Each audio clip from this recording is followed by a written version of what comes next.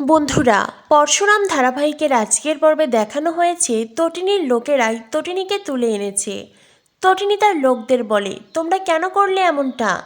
আমি একটি ফ্যামিলিতে থাকি, সোসাইটিতে সবার সামনে থেকে তোমরা আমাকে তুলে আনলে। আমার সন্তান আছে, আমার হাজব্যান্ড আছে, একবার আমার পরিস্থিতি ভাববে তো নাকি? কেন আমাকে এভাবে তুলে আনলে? তটিনীর লোকেরা বলে, আমাদের কাছে যে অর্ডার ছিল আমরা সেটাই করেছি, এছাড়া অন্য কোনো উপায় ছিল না। যা কিছু করা হয়েছে এই মিশনের জন্যই করা হয়েছে। তটিনী বলে, কি বলছো? তখনই সেই লোকটির ফোনে কল বেজে ওঠে। সেই লোকটি তটিনীকে বলে, এই নিন কথা বলুন। এরপরেই তটিনী ফোন তোলে। ফোনের ওপাশে তটিনীর বস আছে। বস তটিনীকে পুরো বিষয়টি বুঝিয়ে বলে। তটিনীও বলে, ওকে স্যার, ঠিক আছে স্যার। এরপরেই তটিনী বলে, কিন্তু হার্ড ড্রাইভ, পেন ড্রাইভ কোনো কিছু আছে কি তোমাদের কাছে? তখনই সেখানে একটি মেয়ে বলে, এই তো পেন ড্রাইভ আমার কাছে। তটিনী বলে, কার কাছে? এই বলে তটিনী তাকাতেই দেখে সেই মেয়েটি আর কেউ নয়, স্বয়ং নিশা দাঁড়িয়ে আছে। যেই নিশাকে এতদিন আমরা শীতল কর্ণ চ্যাটার্জির লোক হিসেবেই জেনেছি, সেই নিশা তটিনীর মুখোমুখি। তটিনীর মনে পড়ে যায় সোসাইটিতে নিশা বারবার তার কাছে আসতো, কখনো ঝাঁটা চাওয়ার জন্য, আবার কখনো বিভিন্ন মশলাপাতি নেওয়ার জন্য। তটিনী তখন তার লোকদের বলে, এই মেয়েটি এখানে কেন? এই মেয়েটি তো আমার সোসাইটিতে থাকে, মজুমদার আঙ্কেলের ফ্ল্যাটে ভাড়া থাকে, এই মেয়েটি এখানে কেন? নিশা তখন তটিনীকে বলে, তুমি যেই খেলার কুইন, আমি সেই খেলার ঘোড়া, আড়াই প্যাচের ঘোড়া। তখনই তটিনী বলে, তার মানে এই সব কিছুই প্ল্যান মাফিক? নিশা বলে, হ্যাঁ, এই সব কিছুই করা হয়েছে এই মিশনের জন্য।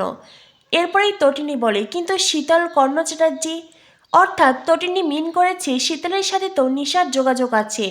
নিশা তখন তটিনীকে বলে, এত কিছু জানার প্রয়োজন নেই, এই নাও পেন ড্রাইভ আর হার্ড ড্রাইভ দুটোই এখানে আছে। মনে রেখো, এখানে বিজিত লাহিড়ী, কর্ণ চ্যাটার্জি, শীতলের সব ডিটেলস আছে। কলকাতায় ওরা কোথায় কিভাবে নিজেদেরকে ছড়িয়ে রেখেছে সব ডিটেলস এখানে আছে। এটা খুব সাবধানে রেখো, আর একটু পরেই তোমার কাছে কল আসবে, তাই ভেবেচিন্তে কথা বলো। এই বলে নিশা ওখান থেকে চলে যায়। তটিনী বলে, এবার কি তবে আমিও বাড়িতে যেতে পারি? তখনই তটিনীর লোক তটিনীকে বলে, বাড়ি গিয়ে কি করবেন? এই বলে তটিনীকে সজোরে আঘাত করে। তটিনী চিৎকার করে ওঠে, যদিও সেই আঘাত আমরা কেউই দেখতে পাই না। অন্যদিকে দেখানো হয় শিবপ্রসাদ গাঙ্গুলি বাচ্চাদেরকে খাবার খাওয়াচ্ছে, কিন্তু বাচ্চাদের একটাই কথা, মাম্মি না এলে তারা খাবে না। পিকো লাট্টু বারবার মাম্মি মাম্মি বলে কান্নাকাটি করছে। শিবপ্রসাদ বুঝতে পারছে না তটিনীকে কারা তুলে নিয়ে গেল, আর বাচ্চাদেরকেই সে কী বলে সান্ত্বনা দেবে। তখনই শিবপ্রসাদের ফোন বেজে ওঠে। ফোনের ওপাশ থেকে বলরাম বলে, তটিনীকে পাওয়া গেছে। কে বা কারা ওকে আঘাত করেছে, তারপরে রাস্তার মোড়ে ফেলে রেখে চলে গেছে।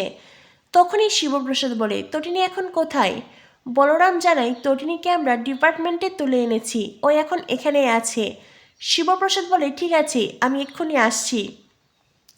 এরপরেই শিবপ্রসাদ পিকোকে বলে, মা, তুমি বরং ভাইকে খাইয়ে দাও, তুমি তো বড় দিদি হও, তুমি ভাইকে খাইয়ে দাও আর নিজেও খেয়ে নাও, আমি আসছি। এই বলে বাড়ির চাবি দিয়ে দেয় লাট্টুকে। শিবপ্রসাদ লাট্টুকে বলে, সাবধানে থেকো, আর আমি যাওয়ার পরে দরজাটা লক করে দিও। তখনই পিকো বলে, পা, তুমি কোথায় যাচ্ছ? তুমি কি মাম্মির সন্ধান পেয়েছ? শিবপ্রসাদ বলে, হ্যাঁ মা, আমি তোমার মাম্মির খোঁজ পেয়েছি। এই বলে শিবপ্রসাদ বাড়ি থেকে বেরিয়ে যায়। বাচ্চারা কান্নাকাটি করছে। এরপরে দেখানো হয় ডিপার্টমেন্টে বলরাম, মায়া আর সেই সাথে পরশুরামের বস দাঁড়িয়ে আছে। সবাই তটিনীকে নানান প্রশ্ন করছে। কে তটিনীকে তুলে নিয়ে গিয়েছিল, কেনই বা তাকে আঘাত করেছে? তটিনীকে তারা কি জিজ্ঞেস করছিল? বিজিত লাহিড়ী সম্পর্কে তটিনী ঠিক কি কি জানে? কিন্তু তটিনী একটা প্রশ্নেরও উত্তর দিতে চায় না। অন্যদিকে অফিসে চলে আসে পরশুরাম। এইবার পরশুরাম বলরামকে কল করে বলে, আমি আসছি, তবে হ্যাঁ, পরশুরাম হয়ে নয়, শিবপ্রসাদ গাঙ্গুলি হয়ে।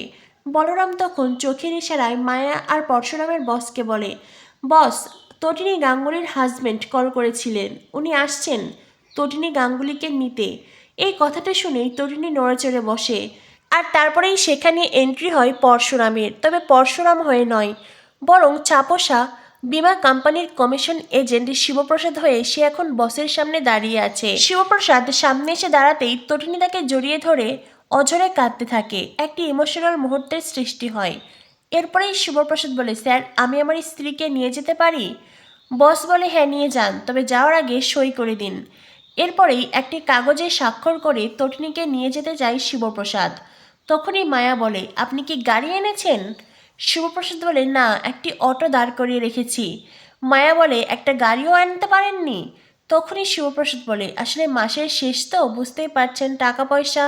মায়া বলে হ্যাঁ হ্যাঁ বুঝেছি, দিন আপনার ওয়াইফকে আমাকে দিন, আমি ধরে ধরে নিয়ে যাচ্ছি।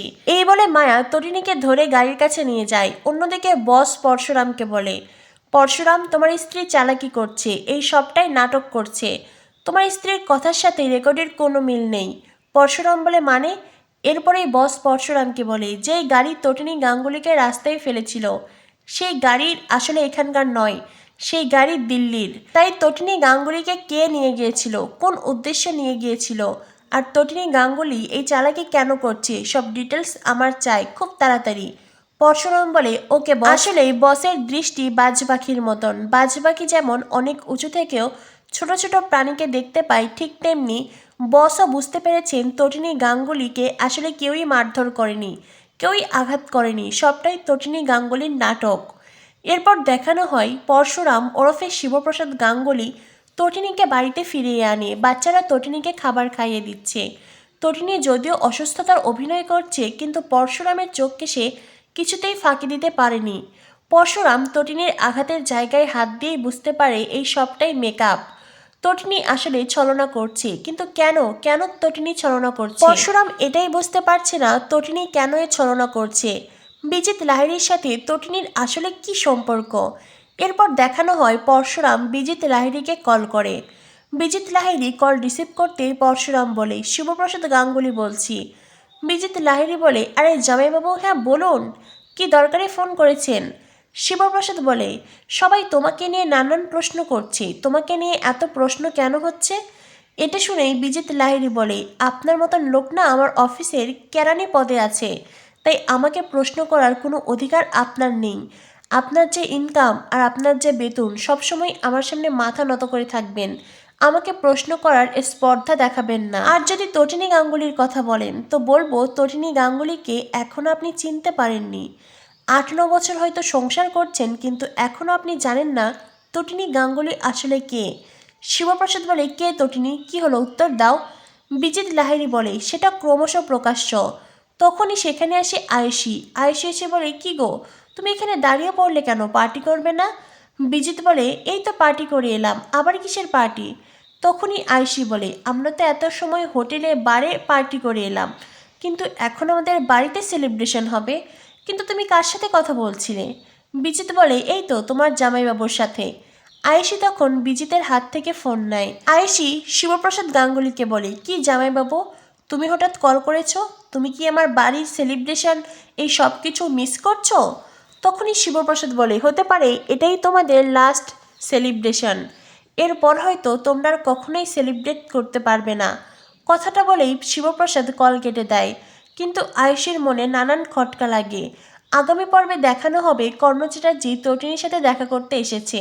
তখনই শিবপ্রসাদ তটিনীকে বলে তটিনী, তোমার শরীরটা তো অসুস্থ, তুমি ঘরে যাও। তখনই কর্ণ চ্যাটার্জি বলে এই একদম নয়, একদম মিথ্যে নাটক নয়, ও কোনোভাবেই অসুস্থ নয়, আর ওকে কেউ মারধর করেনি। ওকে যদি কেউ তুলে নিয়ে মারধর করতো সে আমার লোক হতো, কিন্তু ওকে তো অন্য দল তুলে নিয়ে গিয়েছিল। এরপরে কর্ণ চ্যাটার্জি শিবপ্রসাদ গাঙ্গুলি ওরফে পরশুরামকে বলে তোমাদের সোসাইটিতে নিশা নামের যে মেয়েটি আছে ওকে বলে দিও, ওকে দেখা মাত্র আমি শ্যুট করে দেব। তো বন্ধুরা, কি হতে চলেছে পরশুরাম ধারাবাহিকে? পরশুরাম ধারাবাহিকের পরবর্তী আপডেট পেতে আমাদের সাথেই থেকো। ধন্যবাদ সবাইকে।